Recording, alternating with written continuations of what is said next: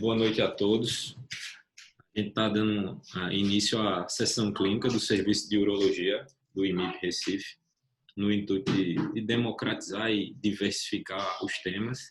Nós abrimos as nossas últimas reuniões, já pudemos contar com convidados nacionais e até convidados internacionais, uma parceria que a gente teve com o Hospital Johns Hopkins, e dando oportunidade também aos colegas da casa de falar sobre temas que são especialistas, né? A gente convidou o Felipe foi residente do IMIP, ele fez o fellowship dele em fertilidade masculina no Cornell, lá em Nova York, concluiu recentemente o mestrado dele em cirurgia pela UFPE e atualmente ele é doutorando em cirurgia pela UFPE.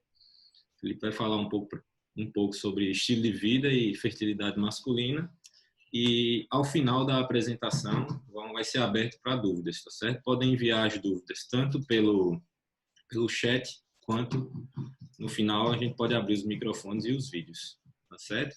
Então, antes de iniciar, eu queria só dizer que a gente criou um canal no YouTube, o Serviço de Urologia, e já postou algumas aulas, inclusive essa aula de Felipe em breve vai estar online também, tá certo? Quem tiver interesse em assistir, quem tiver oportunidade de assistir, toda quinta-feira nós temos essa reunião às 7 horas da noite, tá certo? Felipe, eu vou encerrar o meu compartilhamento para você iniciar a sua apresentação. Beleza, Levi. Então, enquanto isso, eu gostaria de agradecer a Levi pelo convite, é sempre bom falar, tanto para os amigos, né, para as pessoas mais próximas do serviço, quanto para outras pessoas que a gente ainda não conhece, embora vi muitos nomes aqui conhecidos na lista de participantes, e parabenizar a Levi pela organização.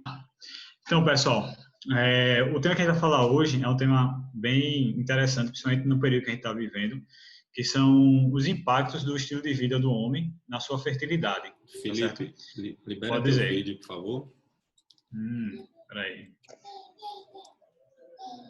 Rapidinho, isso. Que é muito controle ao mesmo tempo aqui. Beleza, agora. Pronto, beleza. E então, é um tema interessante porque a gente está vivendo um período onde o estilo de vida, algumas características do estilo de vida estão bem mais acentuadas, né, como a questão do etilismo, né, comida, a gente saiu da nossa rotina, a gente sabe que isso tudo tem influência. Eu não vou abordar todos os pontos, porque senão seria uma aula muito longa, mas eu vou resumir aqui os principais, tá bom? Então, vamos lá. O que é que a gente vai falar aqui hoje? A gente vai falar sobre dieta, exercício físico, tabagismo, etilismo e estresse. Antes de falar de dieta, a gente tem que falar um pouco sobre obesidade, né? Então, a gente está vivendo uma epidemia, tá? Cada vez maior. Então, isso aqui são dados já estão defasados há 2 anos, tá? 3 anos, na verdade, sobre a prevalência de obesidade no sexo masculino no mundo. A gente vê que no Brasil a gente tem obesidade de 19% da população e sobrepeso em 54%, ou seja, a maior parte da população, na verdade, ela já está com um peso acima do ideal. E é o que a gente vê no nosso dia a dia no consultório. E por que a obesidade é importante? Então, esse aqui é um estudo grande, tá certo? É o estudo LIFE, que foi realizado em Stanford, e eles viram o seguinte, que os pacientes, os homens que tinham obesidade, eles tinham uma chance de 16 vezes maior de ter uma contagem total de espermatozoides diminuída quando comparado com homens com o peso normal. E além disso, assim, obesidade levando em conta o IMC, né, acima de 30. Quando a gente vê uma circunferência abdominal maior que 102, a gente tem um odds ratio de 7, ou seja, 7 vezes mais chance desses homens terem oligospermia do que homens com circunferência abdominal normal. Então, aqui já tem um dado epidemiológico que mostra o impacto negativo, né, do excesso de peso na fertilidade masculina. E aí a gente vai ter também esse mesmo impacto em outros parâmetros, como na motilidade, certo? Uma diminuição de 10,72% na motilidade quando comparado com homens normais. E os homens obesos, eles têm uma chance quase 3 vezes, né, de diferença, 3,41% de diferença média na fragmentação do DNA, que é um parâmetro bem importante, é um parâmetro mais funcional, né? A gente consegue prever mais a chance de gravidez, tanto natural como após procedimentos de reprodução, com esse parâmetro aqui. Quando a gente vai falar da definição de infertilidade, que é aquele casal que tenta ter filhos por mais de 12 meses e não consegue, a gente sabe que os casais onde o homem é obeso, tá? Ele tem uma chance de 1,6 vezes maior de infertilidade, assim como esses casais, quando eles vão para tratamento de fertilização in vitro, a chance de sucesso do tratamento de fertilização in vitro também é reduzida. Ou seja, é impacto global, não só nos parâmetros que a gente usa para avaliar a fertilidade, como também nos resultados dos tratamentos. Isso ocorre por quê? Porque a gente sabe que na obesidade existe uma... Eu não estou conseguindo compartilhar muito meu vídeo aqui, fica fechando aí, não sei se tem algum problema, mas eu vou continuar aqui. Está fechando direto, mas eu vou continuar. Quando a gente sabe que na obesidade existe um aumento da atividade da aromatase, né, que é uma enzima presente no tecido adiposo, que converte a testosterona em estradiol, tá? Então, os níveis elevados de estradiol vão atuar diretamente tanto no hipotálamo como na hipófise, diminuindo a intensidade dos pulsos do GNRH, suprimindo a secreção de LH e FSH, levando a um hipogonadismo, geralmente hipogonadotrófico, tá? Além disso, além da alteração no eixo hormonal, a gente tem um aumento da temperatura testicular, por causa do maior panículo adiposo. A gente tem um aumento do estresse oxidativo, porque esses pacientes eles secretam mais fatores pró-inflamatórios. E, além disso, a gente tem uma malnutrição. Embora esses pacientes sejam obesos, a gente sabe que a quantidade de vitaminas, de oligoelementos que eles comem é diminuída, porque eles dão preferência a uma dieta rica em calorias, ao invés de rica em nutrientes mais importantes. E não é só a questão da dificuldade em engravidar. Existem alguns estudos in vitro em modelos animais que mostram o seguinte, que o homem, os animais, quando eles engordam, eles modificam a epigenética e vão aumentar fatores de risco na sua prole. Então, esse aqui é um estudo clássico, certo? Que comparou 2 grupos de ratinhos. Então, o primeiro grupo, ele foi alimentado com a dieta saudável, e o segundo grupo eram ratos magros. Eles foram alimentados com a dieta rica em hipercalórica, né, e rica em gordura. Então, esses ratos engordaram, tá certo? E aí, eles foram ter filhos. Os ratinhos que foram alimentados com dieta normal, os filhos deles sempre foram magros, tá? Mas os ratinhos que foram alimentados com dieta hipercalórica, os filhos já nasceram com uma tendência maior de obesidade e permaneceram obesos mesmo depois de uma dieta mais restritiva. E esse fator de risco para a obesidade síndrome metabólica persistiu por 3 gerações. Então, não é apenas a dificuldade de engravidar, é também que qualidade de conteúdo genético a gente vai estar passando para os nossos filhos, né? E filhos, netos e bisnetos. Por sorte, essas alterações epigenéticas elas são reversíveis, tá? E elas podem ser modificadas pela dieta. Esse aqui é um estudo já em homens mostrando que em pacientes mais obesos existe uma hipometilação do gene da IGF-2. Então, hipometilação está associada a uma expressão maior do gene. Então, os filhos desses homens com obesos, eles passam a ter uma secreção de IGF-2 maior, que é um fator de crescimento que pode aumentar a chance de obesidade no futuro. Então, isso é bem interessante, a gente vai ver mais trabalho sobre isso no futuro. Então, por isso que a dieta é tão importante, tá certo? E aí, o que é que a gente tem de estudo? Os estudos de dieta são muito difíceis de ser realizados, porque existem muitos fatores de confusão, tá? Mas esse é um estudo interessante, uma coorte de 129 homens, tá? Onde os homens foram agrupados em dieta saudável e dieta não saudável, certo? Não foi prescrita nenhuma dieta específica, eles só foram agrupados baseado no tipo de alimento que eles consumiam. E os pacientes que tinham a dieta saudável, eles tinham um número total de espermatozoides móveis e uma concentração de espermatozoides maior do que os que tinham a dieta não saudável. E a gente vai ver vários estudos mostrando coisas parecidas.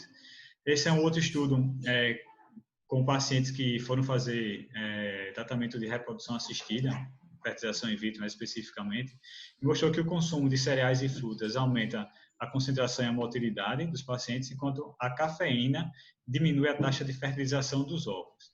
A cafeína, pessoal, é um componente da dieta que os resultados são muito conflitantes, tá? Existem resultados que melhoram a motilidade, resultados que diminuem a fertilização, então a gente ainda não sabe bem o que acontece. Como regra geral, evitar os excessos. E esse estudo aqui também é bem legal. É um estudo que comparou homens com diferentes dietas. Cada coluna dessa aqui é uma dieta específica, né? A dieta DASH é uma dieta para diminuir a pressão, a dieta AMED é uma dieta mediterrânea alterada. Essas duas dietas são dietas consideradas saudáveis.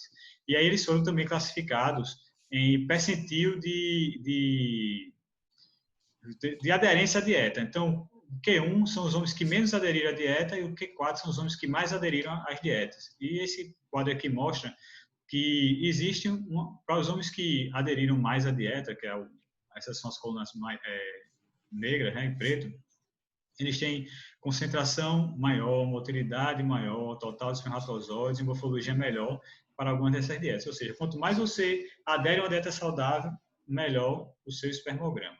Tá? Infelizmente, hoje a gente não tem uma dieta perfeita para a fertilidade, certo? Não existe isso.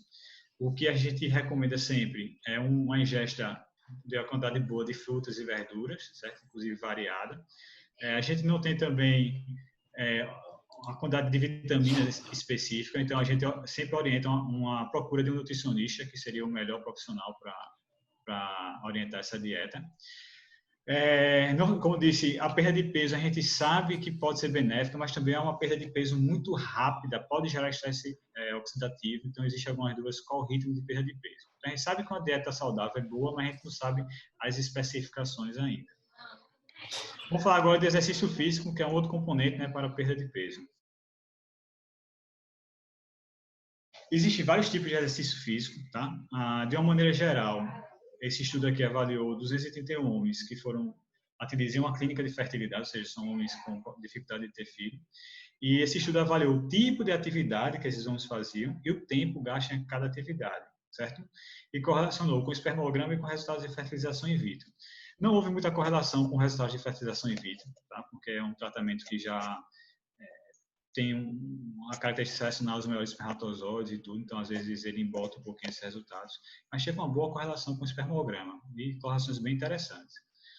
Aqui a gente pode ver que quando a gente fala de concentração de espermatozoide, nesse estudo, ele avaliou que quanto maior a intensidade do exercício, né, maior a concentração dos espermatozoides, tá joia? Com relação ao tipo de exercício, esse estudo teve um achado bem interessante aqui, ó, no ciclismo, tá? Se vocês prestarem atenção, os pacientes que passavam mais de 1h30 por semana, que faziam ciclismo mais de 1h30 por semana, eles tinham uma diminuição da quantidade de espermatozoide, tá certo? Então, e uma diminuição significativa. Então, esse aqui foi um dos estudos que mostrou que o ciclismo talvez não seja o melhor exercício para os homens inférteis, tá? Enquanto isso, os exercícios ao ar livre foram os que mais aumentaram a concentração espermática, tá? Provavelmente devido a uma maior exposição à luz solar e a maior vitamina D, embora a relação de vitamina D com fertilidade masculina é extremamente controversa.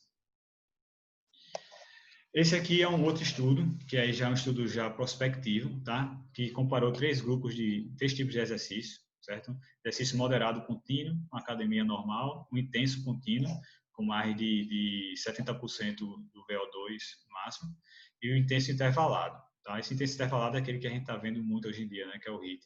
Eles avaliaram espermograma, fatores inflamatórios e dano ao DNA do espermatozoide. Todos os grupos melhoraram, certo? Todos os grupos melhoraram o espermograma. Porém, o grupo moderado contínuo foi o que apresentou os melhores resultados, tá? Porque provavelmente esse grupo aqui, primeiro, ele consegue manter os exercícios por mais tempo, tá? Então, consegue incluir o exercício na rotina e provavelmente porque diminui o estresse oxidativo. A gente sabe que os exercícios intensos, eles aumentam o estresse oxidativo, né? Isso é bem caracterizado em corredores de maratona, ultramaratona. Então, isso aqui é o que eles sugeriram. E a tabela do estudo mostra o seguinte, que quanto mais alta a intensidade do exercício, menor a motilidade. Aqui o eixo Y é porcentagem de espermatozoides imóveis. Então você vê aqui, ó, que a partir do terceiro percentil você já tem um aumento da quantidade de espermatozoides imóveis. E provavelmente devido ao estresse oxidativo. Então, a gente sabe que o exercício físico ele melhora a testosterona, provavelmente por uma diminuição do conteúdo adiposo. Ele usualmente diminui o estresse oxidativo, tá? É recomendável como orientação geral para toda a população. Para a infertilidade específica, a gente ainda não sabe o tipo melhor do exercício. A gente viu aquele trabalho mostrando que ciclismo talvez não seja o melhor. A gente ainda não sabe a intensidade, talvez moderado seja o melhor, e a duração do exercício. Então, vale a pena uma orientação com um profissional da educação física e um segmento desse paciente. Então, vamos lá para o próximo tópico aqui. Vamos falar agora sobre bebida, que é um grande problema hoje durante essa quarentena. Esse é um estudo muito interessante, né, com quase 9.000 homens, tanto da Europa como dos Estados Unidos, um estudo multicêntrico, tá? Que avaliou o consumo de álcool uma semana antes de realizar um espermograma. E esse estudo viu o seguinte, que o consumo agudo de álcool ele não tem associação com o espermograma, ou seja, se você tomar uma cervejinha antes de fazer o espermograma, você não vai ver alteração, tá? Esse outro estudo, ele avaliou o efeito agudo e o crônico, tá certo? E viu que também o uso ocasional agudo, certo? Um dia ou outro, não tem efeito deletério. Mas aí, quando a gente vai para o uso crônico, certo? É uma curva em U invertido. O que é que significa? É que o uso moderado de álcool, às vezes, até pode melhorar os parâmetros seminais, principalmente a questão do dano ao DNA do espermatozoide, devido provavelmente a fatores antioxidantes que estão na bebida, tá? Principalmente bebidas como vinho. Mas o aumento dos pacientes que têm uma de doses maior aí do que 26 por semana, que é uma quantidade de dose muito alta, ele já começa a ter um efeito negativo no DNA do espermatozoide, tá certo? Então, ele já mostra que o uso crônico, principalmente o uso crônico em altas doses, é prejudicial. Esse aqui é uma meta-análise, tá certo? Mostrando que o álcool tem efeito deletério quando a gente fala em volume do sêmen, morfologia do sêmen, certo? E aqui é o principal, tá? Que o uso de álcool tem um impacto negativo muito importante para os homens que estão fazendo tratamento de fertilização in vitro, porque esses homens já são inférteis, entendeu? Então, aí qualquer coisa a mais já piora. Eles mostraram que os homens que bebiam mais de uma dose por dia, certo? Eles tinham uma taxa de falha de 2,2 vezes maior do que os homens que bebiam menos de uma dose por semana, enquanto os homens que bebiam uma semana antes da fertilização in vitro têm uma chance de falha 8 vezes maior do que os que não bebiam, tá? Então, mostrando aqui que tanto o uso agudo, certo, como o crônico, eles têm impacto negativo. Então, a Sociedade Americana de Medicina Reprodutiva, deixa eu falar isso mais na frente. Então, é isso. Então, o uso crônico tem um impacto negativo, certo, nos níveis de testosterona e parâmetros seminais. O efeito é dose e tempo dependente. Quanto mais tempo bebendo, quanto maior o número de doses, pior. Então, existe uma recomendação da Sociedade Americana de Medicina que uma quantidade normal, né, saudável de álcool seria em torno de 2 doses por dia para um homem, tá? Já a Sociedade Americana de Medicina Reprodutiva sugere que aqueles casais que estejam em tratamento de reprodução assistida, eles bebam menos de 5 doses por semana. E o que a gente sugere para quem vai fazer fertilização in vitro é que pare de beber pelo menos um mês antes do tratamento. Tá? O tabagismo a gente já tem impacto maior na saúde geral do paciente, não poderia ser diferente na infertilidade, né? Lembrando que a infertilidade ele é um indicador da saúde geral. Então, a gente vê nessa meta-análise que o tabagismo ele diminui o total de espermatozoide, diminui a motilidade progressiva, diminui a morfologia, né? Bem estatisticamente significante. Esse aqui é um estudo que avaliou a taxa de fragmentação do DNA espermático, mostrando que o tabagismo ele aumenta a taxa de fragmentação, tá? E é um efeito aparentemente dose dependente, tá joia? Quanto maior a dose, maior o impacto negativo do tabagismo no DNA do espermatozoide, tá? Esse aqui é outro estudo também mostrando o impacto negativo do tabagismo no DNA espermático e também mostrando o efeito dose dependente. E a gente tem esse estudo sobre a fecundidade geral do homem, tá? Mostrando que os homens que fumam, eles têm uma taxa de fecundidade menor do que os que não fumam. Aqui é um estudo interessante também sobre o tabagismo ativo e passivo na mulher, certo? Só para vocês terem uma ideia de como tem um impacto negativo na fertilização in vitro. Então, a mulher que não fuma, a taxa de gravidez dessa coorte foi de 48%. Se a mulher fumava, a taxa de gravidez caiu para menos da metade, 19%. E se a mulher era fumante passiva, ou seja, se o marido fumava, a taxa também caiu muito, quase tão quanto se a mulher fumasse. Então, o tabagismo passivo é extremamente deletério para a mulher. Deixa eu passar aqui. Porém, esse aqui é um estudo prospectivo, ele é o mais recente que a gente tem, certo? Ele mostrou que fica difícil quando a gente controla todos os fatores de confundimento, ver esse impacto negativo, certo? Do tabagismo masculino nos resultados de fertilização in vitro. Tá? Então, esse estudo aqui mostrou que não há diferença entre os resultados de fertilização in vitro para pacientes, para casais que fumam, tanto a mulher que fuma quanto tanto o homem que fuma. Existem 4 estudos prospectivos, nenhum deles mostrou impacto negativo do tabagismo na fertilização in vitro. Tá? Então, isso aqui é um achado bem interessante, contradizendo o impacto negativo no sêmen. Então, a gente viu aí que o tabagismo ele diminui a concentração, motilidade e motilidade espermática, ele aumenta o dano ao DNA do espermatozoide, ele causa a diminuição da fecundidade, gravidez natural do homem, mas ainda o impacto do tabagismo nos tratamentos de reprodução assistida ainda é incerto, existem só 4 estudos, certo? Nenhum com resultado conclusivo. Não há, nem vai haver nenhum randomizado sobre o tópico, mas mesmo assim, todas as sociedades recomendam a cessação do tabagismo, não só pela fertilidade, como também pela questão da saúde. E agora, o estresse, tá certo? Que é não diria um estilo de vida, mas um fator que impacta, que sofre o impacto do estilo de vida que a gente vive hoje em dia. Tá? Esse é um estudo bem interessante, lá da Dinamarca. Os estudos dinamarqueses são muito, muito bem feitos, certo? E ele avaliou o nível de estresse, tá? Então, nesse eixo X aqui, quanto maior o número, maior o nível de estresse, com o total de espermatozoides no sêmen de quase mais de 1.000 homens. E viu o seguinte, que os homens com pouco estresse, eles têm um nível, uma quantidade total de espermatozoides diminuída quando comparado com homens com estresse moderado, tá? Enquanto os homens com muito estresse têm uma redução ainda maior dos espermatozoides. Então, é uma curva em U invertido. Então, parece o seguinte, que você tem que ter um nível basal aí, fisiológico de estresse, e isso ele fala de estresse psicológico da maneira geral, tá? Mas que se você aumenta muito esse nível de estresse, você vai ter um impacto grande, negativo. Como você é pouco estressado, talvez tenha um estilo de vida que você não se preocupe muito com a alimentação e tudo, então esse pode ser um fator de confundimento. Mas foi bem interessante esse achado.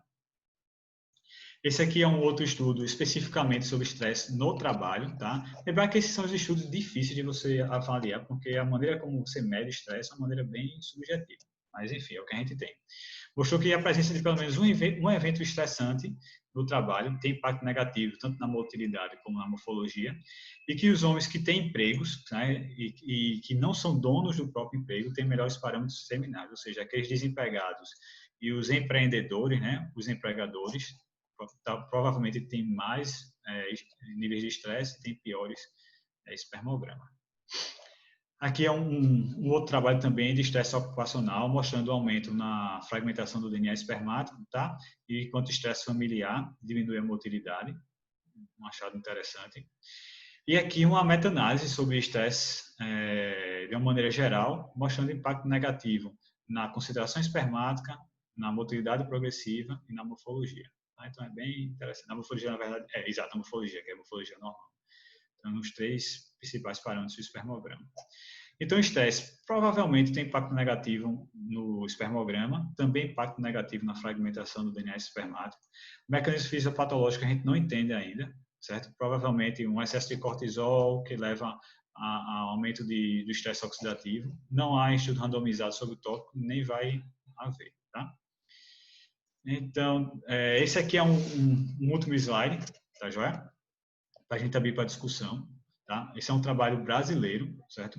Que avaliou-se tabagismo, bebida alcoólica, estresse ocupacional, atividade física e uso de algumas medicações, com resultados em relação à fertilização in vitro, tá? Então, é um número bom de casos.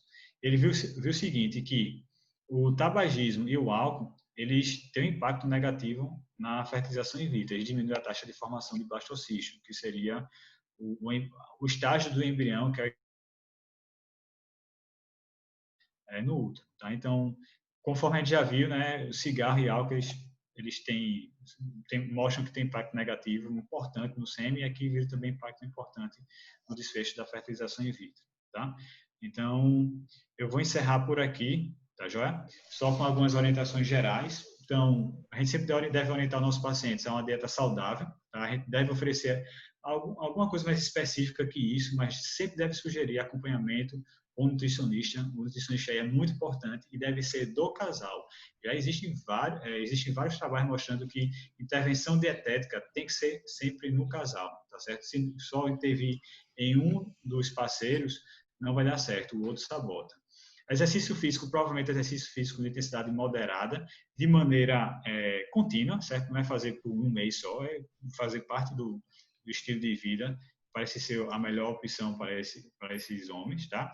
Evitar bebidas alcoólicas, então tentar manter aí menos de 5 doses por semana, tá? E se vai fazer um tratamento de fertilização in vitro, interromper bebida alcoólica pelo menos um mês antes, tá?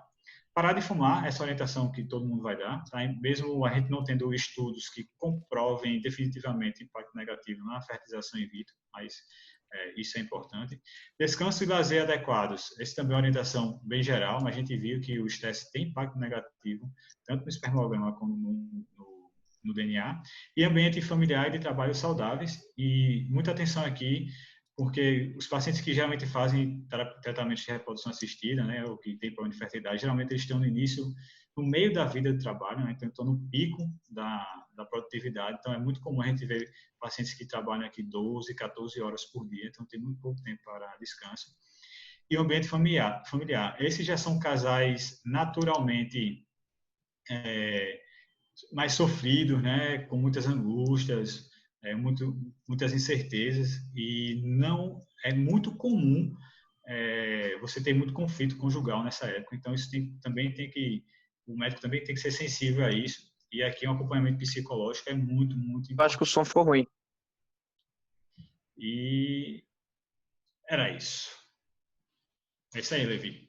Eu acho que eu fiz um tempo bom, porque eu acho que vale a pena agora a gente conversar um bocado e destrinchar aqui um pouquinho mais. Ótimo. Felipe, eu pedi para você encerrar o seu compartilhamento e tentar abrir o seu vídeo agora. Vamos lá, vou encerrar o compartilhamento. Meu vídeo está filmando eu aqui, eu não sei porquê, não está aparecendo. Estou tentando, viu? Mas a câmerazinha aqui está ligada. Mas a gente está te ouvindo. Parabéns, Felipe. É uma apresentação muito boa, porque faz parte da prática diária da gente, até para quem faz urologia geral, é um paciente que a gente acaba atendendo, dando o atendimento inicial e depois direcionando para quem faz essa parte de fertilização, vai depender de cada caso, né? Está aberto para perguntas, já tem perguntas no chat aqui, uma pergunta de Mauro Luna.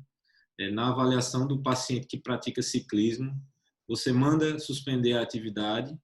Se sim, por quanto tempo antes do espermograma? E aí eu gostaria de acrescentar uma dúvida minha também, porque eu tenho uns 4 pacientes com prostatite crônica, sim, secundária ao ciclismo. Se é essa a grande influência da infertilidade desses casos, se tem algum trabalho mostrando algo sobre o tema.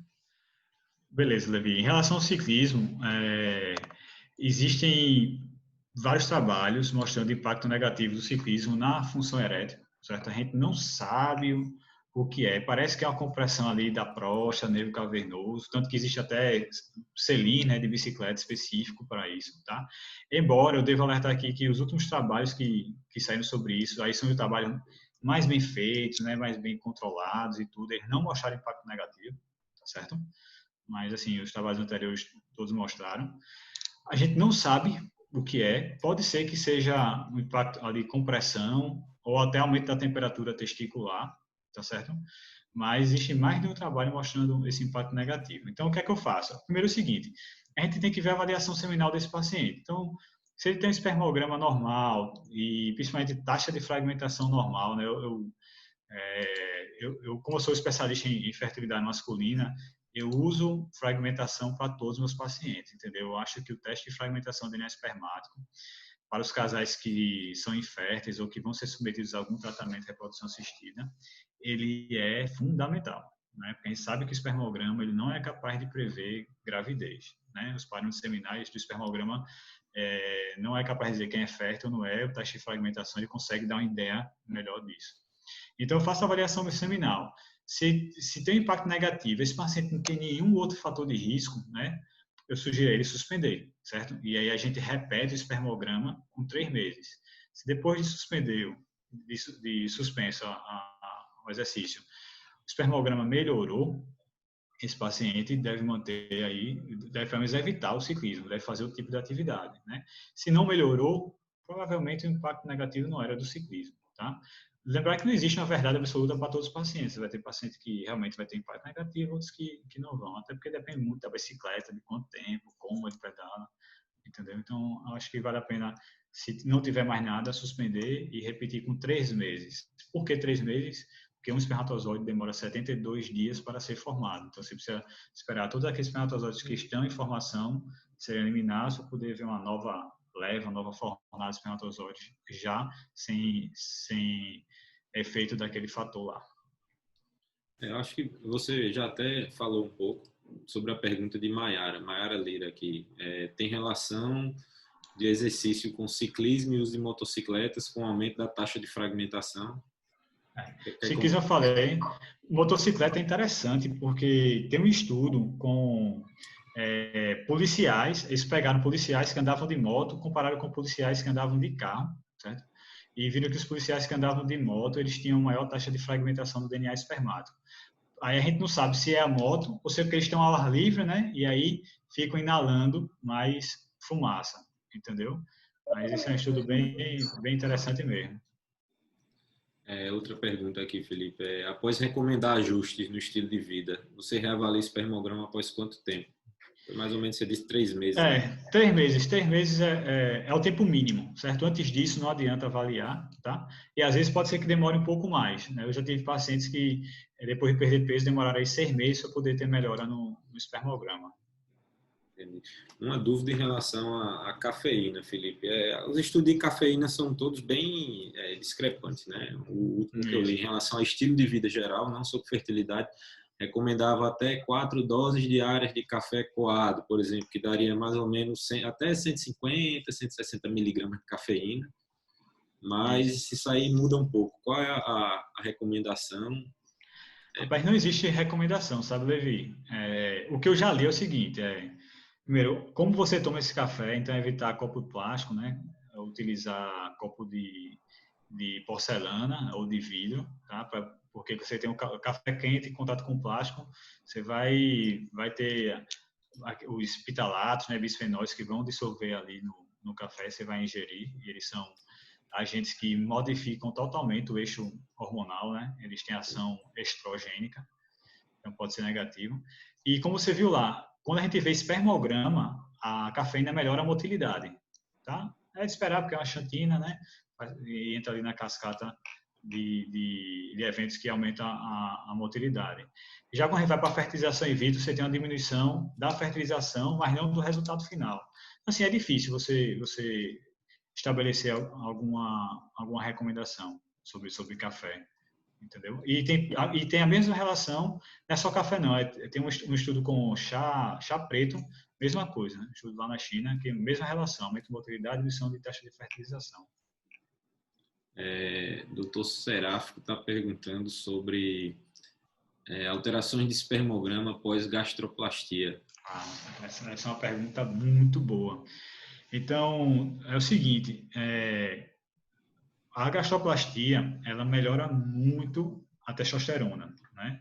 Porque você vai causar uma perda de peso, diminui o tecido adiposo, diminui a aromatase, a testosterona aumenta, tá certo?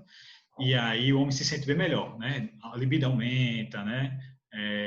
A disfunção erétil, se ele tiver sono, então é excelente para isso. E aí, como a testosterona é o principal hormônio para a produção de espermatozoide, não existe espermatogênese sem testosterona, a gente achava que isso também ia melhorar a produção de espermatozoide, mas o que a gente vê é que, principalmente com as cirurgias desabsortivas, tá?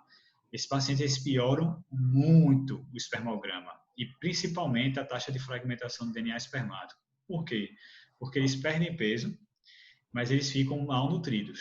Né? Eles têm uma dificuldade de absorver vitaminas, oligoelementos. Às vezes ele até repõe oralmente, mas não é absorvido, tem que fazer a reposição por via parenteral. E eu vejo com frequência pacientes que fizeram gastroplastia, principalmente gastroplastias mais antigas, com taxa de fragmentação elevada, entendeu? Espermograma baixo, e são muito difíceis de corrigir, Levi, muito difíceis, porque geralmente é por malnutrição e a gente não consegue repor. Já as gastrectomias sleeve, né, que são as mais recentes e são mais restritivas, elas parecem ter um impacto menor. Então, tem um amigo meu, o Guilherme Wood, que ele fez um trabalho sobre gastrectomia sleeve, ele mostrou uma queda da fragmentação do DNA espermático no pós-operatório, ou seja, melhorou. É uma queda inicial, a gente não sabe isso no pós-operatório tardio. A gente não sabe no pós-operatório tardio, tá? Mas pelo menos no trabalho dele, no pós-operatório imediato, houve melhora. E aí sim, aí vem a grande pergunta, e aí, congela a sêmen antes, né, de fazer um procedimento desse? Sugiro fazer um espermograma. Se o espermograma estiver bom, fragmentação boa, sugiro congelar. Certo? Sugiro congelar. Até porque é um procedimento de grande porte, né? A gente não sabe que complicações podem ter no futuro. Mais duas perguntas aqui, Felipe. Se existe alguma dose de álcool que melhore os parâmetros de espermograma? E, além do estilo de vida e de varicocele, quais outros fatores que podem impactar na fragmentação de DNA? Joia. Pergunta de $1 milhão, né? Então, sobre a dose de álcool, os estudos, principalmente 2 estudos recentes que eu vi, eles avaliaram o uso moderado de álcool. O que é o uso moderado de álcool? Entre 7 e 14 doses por semana, ou seja, 2 doses por dia, 2 latinhas de cerveja por dia. Esses estudos eles mostraram uma melhora do espermograma.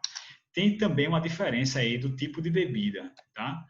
A bebida que tem a maior melhora é o vinho, provavelmente devido ao resveratrol e as outras substâncias antioxidantes, tá?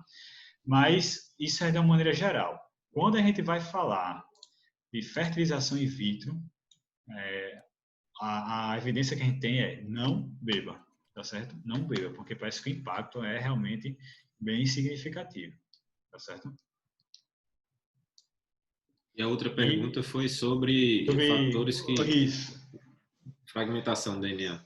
Rapaz, tudo pode ter impacto negativo na fragmentação do DNA espermático, certo? É um parâmetro que é muito sensível. Então, aí a gente botaria o quê? A gente já mostrou bebida, né? Tabagismo, estresse, dieta. Tem uma meta-análise recente que mostra que a exposição para ondas de radiofrequência, tá certo? É uma meta-análise que envolveu estudos in vitro e in vivo e mostrou uma alteração do DNA espermático, tá? Temperatura, então, uso de laptop no colo, certo? Pacientes que trabalham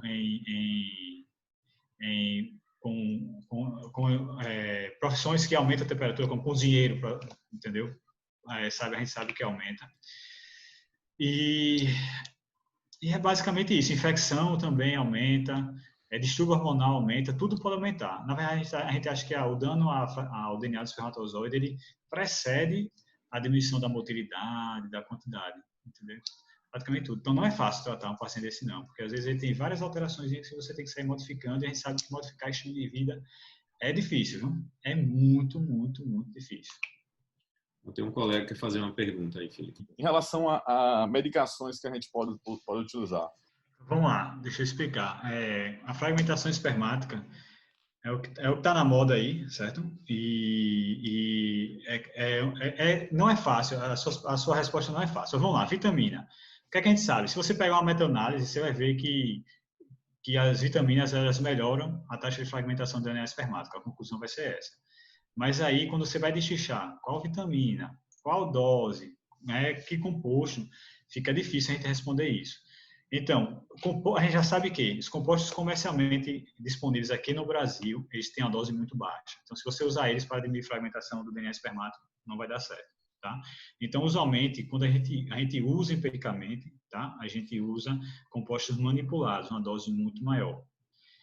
Porém, essa é uma faca de dois gumes. Por quê? Porque hoje a gente já sabe que o excesso de antioxidantes pode ser prejudicial para a fertilização. Porque durante a capacitação espermática é necessário um pequeno nível de radicais livres para poder haver a reação acrossômica e a hiperativação do espermatozoide. Então, se você dá muito antioxidante, você pode diminuir muito a quantidade de radicais livres e você pode ter impacto negativo na fertilização. Além disso, tem alguns estudos que mostram que, por exemplo, a vitamina C, ela em altas doses, ela acaba danificando o DNA do espermatozoide, entendeu? Então, hoje